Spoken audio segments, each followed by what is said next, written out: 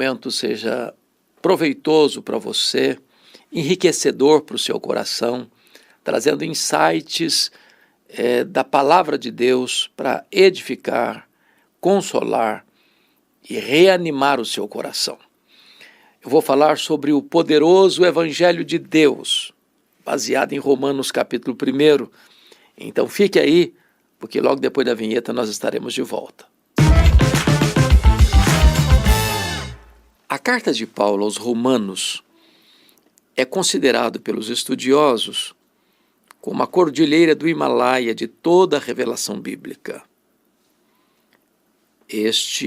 Esta carta é o manifesto cristão. É o Evangelho segundo Paulo. É a obra mais robusta de teologia do Novo Testamento. É o grande compêndio da doutrina da salvação. Esta carta teve influência decisiva na história da igreja. Foi através da leitura de um texto de Romanos que Aurélio Agostinho é convertido a Cristo no século IV, começo do século V, tornando-se o grande corifeu, a maior expressão da igreja primitiva, o maior expoente dos pais da igreja, fonte onde foram beber os reformadores. Foi esta carta a base da reforma protestante do século XVI, pois foi a leitura de Romanos 1:17 que abriu os olhos de Martinho Lutero, que vai, no dia 31 de outubro de 1517, fixar nas portas da igreja de Wittenberg as 95 teses contra as indulgências, deflagrando o movimento da reforma protestante.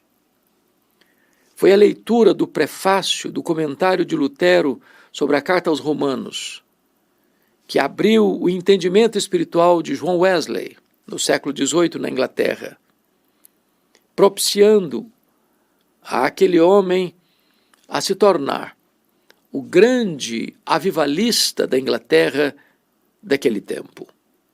Esta carta ainda hoje tem sido instrumento nas mãos de Deus para impactar corações, para salvar os perdidos, para encorajar os fracos, para abrir o entendimento da gloriosa obra da salvação, planejada por Deus, executada por Deus e consumada por Deus. Quero remeter você ao capítulo 1 para trazer aqui algumas dicas importantes. Primeiro, Paulo começa assim: Paulo, servo de Jesus Cristo, chamado para ser apóstolo, separado para o Evangelho de Deus. O Evangelho não é de Paulo, o Evangelho não é do homem, o Evangelho não tem sua origem na terra, o Evangelho tem sua origem no céu, o Evangelho procede do próprio Deus, é o Evangelho de Deus. Evangelho é boas novas. E aqui então nós vamos encontrar as boas novas que emanam e procedem de Deus. Verso 2 ele diz: o qual foi por Deus outrora prometido por intermédio dos seus profetas nas Sagradas Escrituras. Então este Evangelho não é uma invenção de Paulo, não é uma coisa nova que está surgindo, é o Evangelho de Deus que foi outrora prometido aos profetas. O que Paulo está dizendo é que existe uma conexão entre Antigo Testamento e Novo Testamento. A revelação de Deus é progressiva. Ele está proclamando o Evangelho de Deus que foi pré-anunciado, que foi prometido por intermédio dos profetas de Deus. É o antigo Evangelho, é o eterno Evangelho, é o Evangelho de Deus. Qual é o conteúdo deste Evangelho? Versículo 3, com respeito a seu filho, o qual, segundo a carne, veio da descendência de Davi. Então, o Evangelho de Deus tem a ver com Jesus. O Evangelho de Deus aponta para Jesus. O Evangelho de Deus é sobre Jesus. E Paulo vai dar aqui a natureza dele, a procedência dele, a biografia dele, a árvore genealógica dele, porque está escrito que ele veio, segundo a carne, da descendência de Davi. Ele procede de Davi. Então veja bem, ele vem da tribo de Judá, ele vem de Davi, ele é descendente de Davi. Por isso ele é chamado filho de Davi. Versículo 4, e foi designado Filho de Deus com um poder, segundo o Espírito de Santidade, pela ressurreição dos mortos, a saber, Jesus Cristo nosso Senhor. Então, ele é designado Filho de Deus, e aqui há o fato de que ele ressurgiu dos mortos. Ou seja, ele morreu, segundo as Escrituras, pelos nossos pecados, ele foi sepultado, e ele ressuscitou, segundo as Escrituras, para a nossa justificação, e desta forma, então, ele é designado Filho de Deus, o vencedor da morte, que triunfou sobre a morte, que arrancou o aguilhão da morte, que matou a morte, que inaugurou a imortalidade. E ele diz, por intermédio de quem, ou seja, por intermédio de Jesus, viemos a receber graça e apostolado por amor de seu nome, para obediência por fé, entre todos os gentios. Paulo está dizendo aqui agora que ele é comissionado, ele é enviado, ele é credenciado para ser apóstolo entre todos os gentios. Este é o alcance do Evangelho, entre todos os gentios. Aliás, quando Paulo foi convertido no caminho de Damasco, Deus disse que ele era um vaso escolhido e Deus o enviaria para longe os gentios. Ele tem um ministério apostólico bem universalista, no sentido não de salvação universal, mas no sentido de que o ministério dele vai abranger os longínquos rincões do Império Romano. E ele planta igrejas na província da Galácia, da Macedônia, da Acaia, da Ásia Menor. Ele percorre o mundo, ele planta igrejas no mundo, ele tem um ministério voltado para os gentios. E ele diz, de cujo número sois também vós, chamados para ser de Jesus Cristo. Ou seja, ele está escrevendo uma carta para a igreja de Roma, para os romanos, e ele está dizendo que esses romanos são também parte desse número dos gentios, desses gentios que são chamados para serem de Jesus Cristo, para serem salvos por Jesus Cristo e propriedade exclusiva de Jesus Cristo. Agora, no verso 7, ele vai fazer a saudação à igreja de Roma quando diz, a todos os amados de Deus que estáis em Roma, chamados para ser de santos, graça a vós outros e paz da parte de Deus e de nosso Senhor Jesus Cristo. Então veja você que os crentes, embora não perfeitos, no sentido de ainda continuando no nosso corpo de fraqueza, sujeitos ainda ao pecado, mas somos os amados de Deus. Os puritanos diziam, você acha pouco o fato de você ser amado por Deus? Você é amado por Deus, você é amado de Deus, você foi chamado para ser santo. Ou seja, qual é o propósito do Evangelho? É fazer de você uma pessoa santa. E santo, na linguagem bíblica, não é aquele que não tem pecado. Santo é aquele que é diferente, ou aquele que foi separado para pertencer a Deus, para ser propriedade exclusiva de Deus. Você foi amado e amado de Deus, e você foi separado, apartado para ser santo, para viver uma vida de santidade. Esse é o propósito de Deus. E agora ele transmite a esses irmãos amados, chamados para ser santos, a graça e a paz. A graça é a raiz, a paz é o fruto. Não há graça sem paz, não há paz sem graça.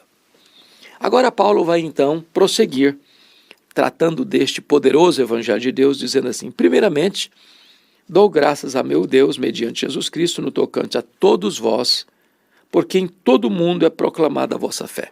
Agora, ele está elogiando, enaltecendo a igreja de Roma. Isso era um estilo de Paulo. Paulo era um encorajador. Paulo era um homem que tinha palavras de encorajamento. Ele era um abençoador. Ele não poupa elogios. Quando esse elogio é verdadeiro, é sincero. E ele está dando graças a Deus, por meio de Jesus Cristo, no tocante a todos os irmãos da igreja de Roma, porque em todo o mundo a fé daqueles irmãos era proclamada. Ou seja, a igreja de Roma é uma igreja que impacta outras igrejas, em outros lugares, mundo afora. Verso 9 ele diz, porque Deus, a quem sirvo em meu espírito, no evangelho de seu Filho, é minha testemunha, de como incessantemente faço menção de vós, em todas as minhas orações. Paulo não é apenas um apóstolo. Paulo não é apenas um pregador. Paulo é também e, sobretudo, um intercessor. É importante destacar que Paulo até então não conhecia Roma ainda. Ele não tinha estado em Roma, capital do império. Mas isso não o impedia de orar com constância, com perseverança, com abrangência. Ele ora incessantemente e faz menção daqueles crentes, não em algumas, em todas as suas orações. E o que ele pede? O que ele suplica? Ele diz no verso 10, suplicando que, em algum tempo, pela vontade de Deus, se me ofereça boa ocasião de visitar-vos. Porque muito desejo ver-vos a fim de repartir convosco algum dom espiritual para que sejais confirmados. Paulo é um pastor. E por ser um apóstolo, ele não é pastor apenas de uma igreja local, ele é pastor das igrejas. E aqui, ao escrever essa carta, e ele está escrevendo essa carta, quando sai de Éfeso, da terceira viagem missionária, para ir levar a oferta aos pobres da Judéia, e ele escreve no caminho, e ele declara, e ele abre o coração, e ele demonstra o seu desejo, o seu plano, o seu propósito de ir àquela igreja, de participar daquela igreja de Roma, para compartilhar dom espiritual com aquela igreja, para que aqueles irmãos sejam confirmados. E ele diz isso no verso 12, isto é, para que em vossa companhia, reciprocamente, nos confortemos por intermédio da fé mútua, vossa e minha. Ou seja, ele não é apenas alguém que quer dar, e só tem para dar, e não precisa de receber nada. Ele entende que, na medida em que ele ensina, ele também é ensinado. Na medida em que ele ministra, ele também é ministrado. Na medida em que ele reparte, ele também recebe. Na medida em que ele consola, ele também é consolado. Essa é a bênção da igreja de Deus. Não é apenas um que tem para dar e não precisa receber, e outro que só precisa receber e não tem nada para dar. Existe reciprocidade. Agora Paulo começa então, a partir do verso 13, a demonstrar o seu compromisso com este evangelho de Deus.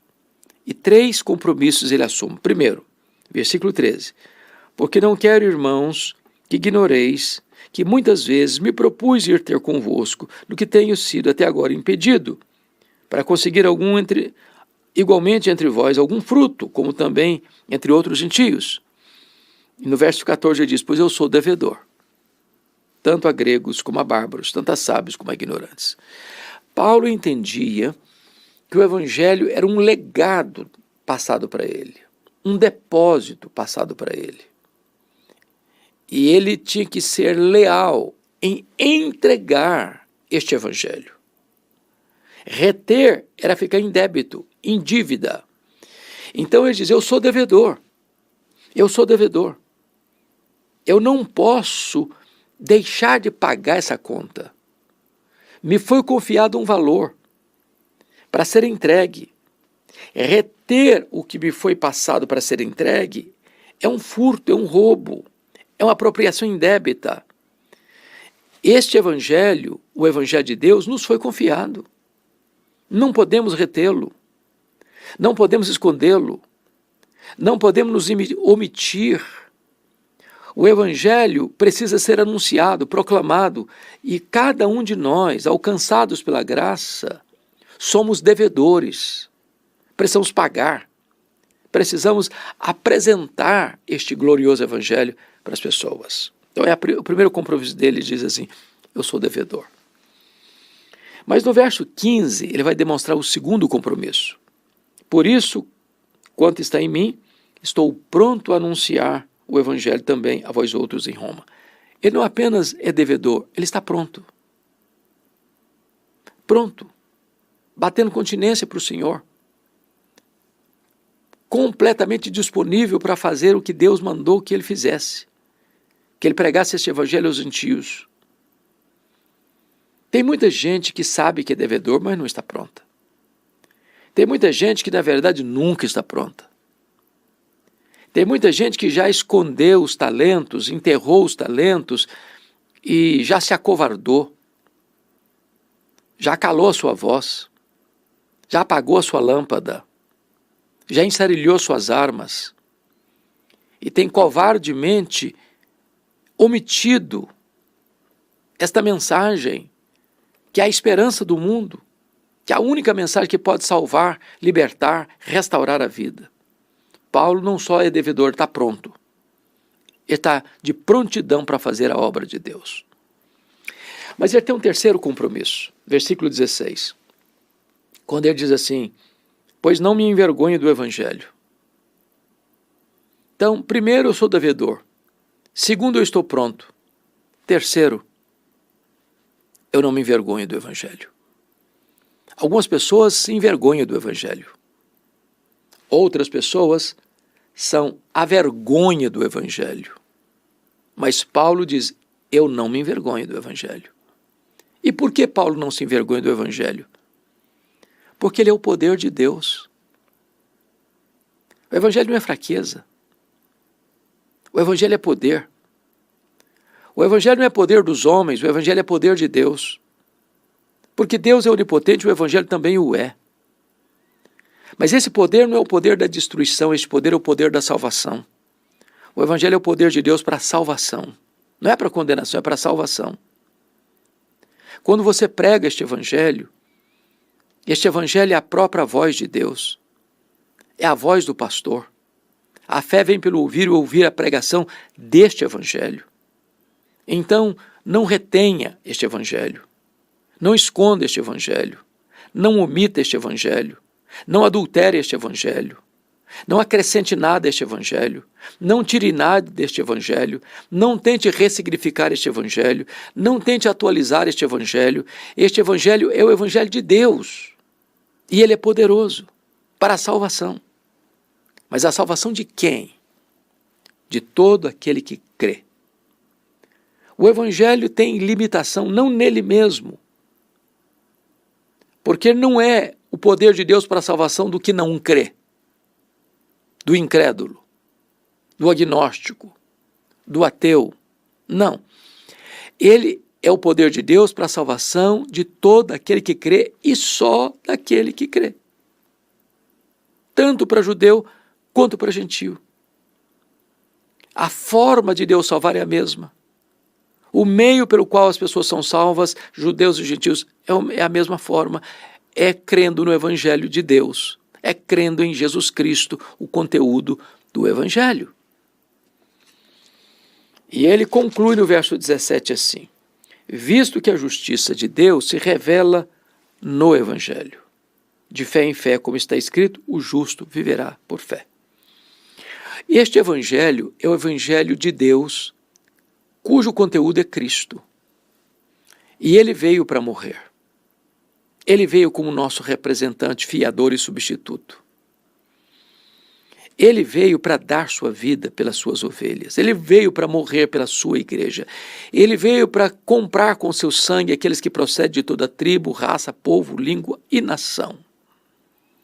Então, quando você crê nesse Jesus, você é declarado justo. A justiça de Cristo é imputada, é colocada na sua conta. Por isso, o justo não vive por aquilo que ele vê. Ele não vive por aquilo que ele faz. Ele vive pela fé.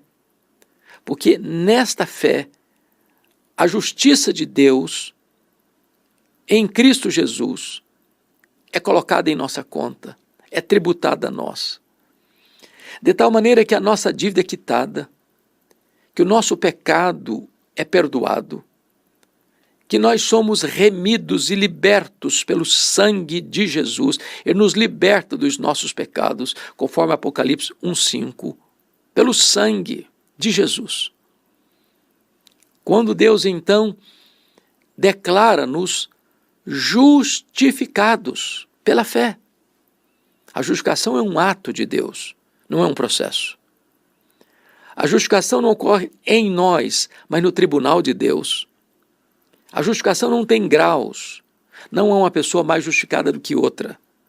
Quando você crê no Evangelho de Deus, na pessoa de Jesus Cristo, você é declarado justo diante do tribunal de Deus. E Paulo diz, já nenhuma condenação há mais para aqueles que estão em Cristo Jesus, nosso Senhor. Este é o Evangelho de Deus, poderoso para salvar. E você? Já está salvo por este Evangelho? Você já entregou sua vida a Jesus? Já creu nele como seu Salvador e Senhor? Você agora que já foi salvo pela graça, tem a postura de Paulo? Sou devedor, estou pronto e não me envergonho. Que você agora que foi alcançado pelo Evangelho, seja um embaixador deste Evangelho, um pregador deste Evangelho, uma testemunha altissonante deste Evangelho. E se você ainda não se rendeu a Cristo, hoje é o dia oportuno, agora é o tempo da salvação. Deus abençoe sua vida. E que bom que você me acompanhou aqui nesta análise de Romanos 1, versos 1 a 17, tratando do poderoso Evangelho de Deus. Um grande abraço a você.